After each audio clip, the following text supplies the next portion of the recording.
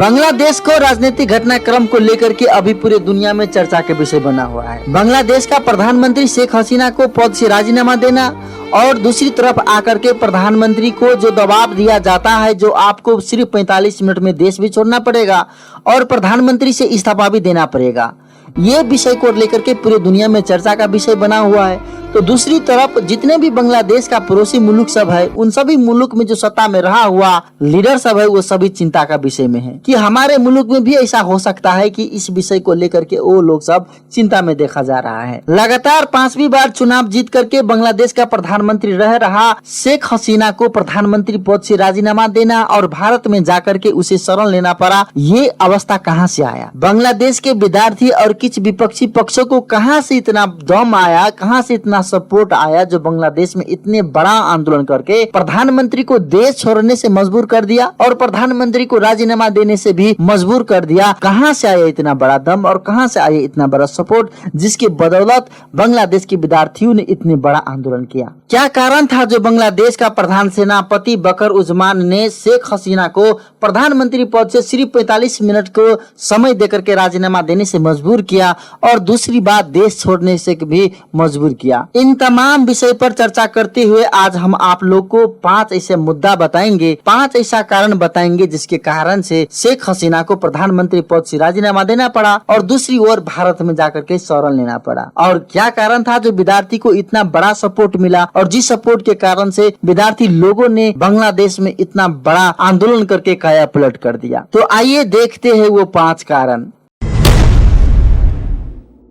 बांग्लादेश में शेख हसीना का पार्टी अवामी लीग ने साल 2009 से लगातार सरकार का नेतृत्व कर रहा है। शेख हसीना और उसका पार्टी का बांग्लादेश के सभी क्षेत्रों में इतना दबदबा है कि दूसरे पार्टी और कई समूह को शेख हसीना के आगे कुछ नहीं चल रहा था। बांग्लादेश के पुलिस प्रशासन और सेना भी शेख हसीना और उनके पार्टी का ही दबदबा में रहा था, तो जिसके कारण राज्य के हर एक क्षेत्र में शेख हसीना का पार्टी का पहुंच रहा था, तो उसका ही दबदबा रहा था। इसी मुद्दे को हथियार बनाकर 15 साल से विपक्षी के भूमिका में रहे सभी पार्टी ने विद्यार्थी को आंदोलन में इस्तेमाल किया और आंदोलन उभरते गए।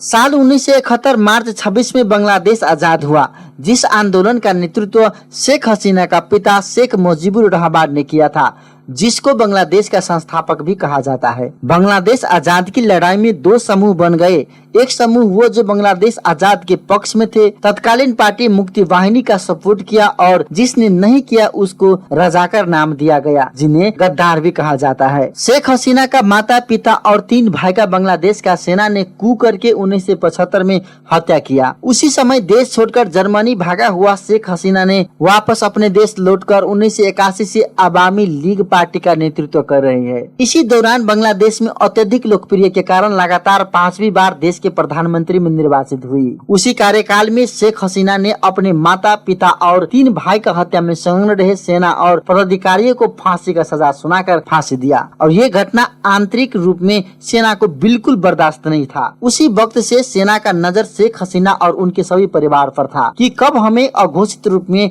बांग्लादेश में कू करने का मौका मिले और फिर विद्यार्थी आंदोलन सेना के लिए एक मौका बन गया। जब साल 1971 मार्च 26 में बांग्लादेश आजाद हुआ, जिन्होंने बांग्लादेश के इन आजादी आंदोलन में साथ दिया था, सेना, पुलिस, राजनीतिक लीडर, शहीद परिवार सभी के लिए बांग्लादेश के संविधान में 30% आरक्षित सीटों का व्यवस्था किया गया है और 26% अनेक अल्पसंख्यक और पिछड़ा वर्ग के लिए सीट सुरक्षित किया गया है। इसीलिए वहाँ के आम लोग सिर्फ 44% सीट में ही कंपटीशन करना पा रहा है। आरक्षित सीटों को हटाने के लिए बांग्लादेश में 1990 से पहले से विरोध हो रहा था, कोर्ट में मुद्दा भी चल रहा था। फिर साल 2018 में पुनरावेदन अदालत ने फैसला किया कि ये आरक्षित सीट सुरक्षित रहेंगे। फिर उन लोगों ने हाई कोर्ट में निवेदन दर्ज किया और हाई कोर्ट ने 5 जून 2024 को फैसला पलट दिया और उन्हीं लोगों को पक्ष में फैसला किया जो इन आरक्षितों को विपक्ष में था और आंदोलन करने का और बल उन लोगों को मिलने का ये कारण बन गया। 5 जून 2024 को हाई कोर्ट ने फैसला पलटने के बाद 30% और 26% आरक्षण हटाने के लिए फिर से जोर तोड़ से आंदोलन चलाया गया। विद्यार्थी आंदोलन को बांग्लादेश के सेना ने आंतरिक समर्थन देते हुए आंदोलन को और तेजी से बढ़ाया। बांग्लादेश के हर गली और शहर में शेख हसीना का विरोध में नारा जुलूस किया गया तो प्रतिपक्ष सभी नेताओं पार्टी का विद्यार्थी संगठन ने भी इस आंदोलन को समर्थन किया। विद्यार्थी आंदोलन को हथियार बनाकर सभी शहर में आंदोलन करके स्थिति को तनाव में बदल गया तो देश में उथल पथल का स्थिति सृजना कर दिया गया। इस अवस्था को अपने नियंत्रण में करने के लिए शेख हसीना ने आंदोलन को रोकने के लिए और स्थिति सामान्य बनाने के लिए सर्वदलीय बैठक को ढाका में आयोजना किया गया था, जिस बैठक में विद्यार्थी आंदोलन का प्रतिनिधि को बुलाया गया, लेकिन रजाकर गद्दार पाकिस्तान समर्थक कह के उन लोगों को बैठक से निकाला गया। ये बात उन लोगों के लिए असहनीय रही। शेख हसीना के पार्टी कार्यालय ढाका में सोमवार का दिन आग लगाकर निवास में भी कब्जा जमा दिया।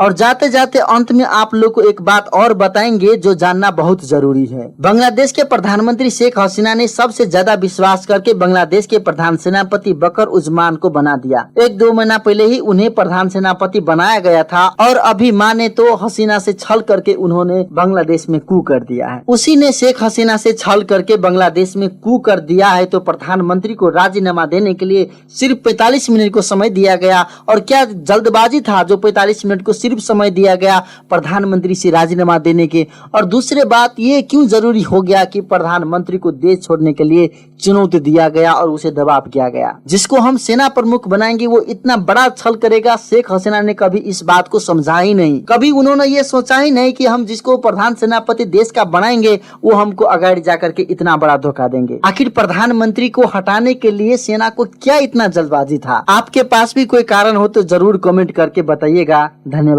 नमस्कार।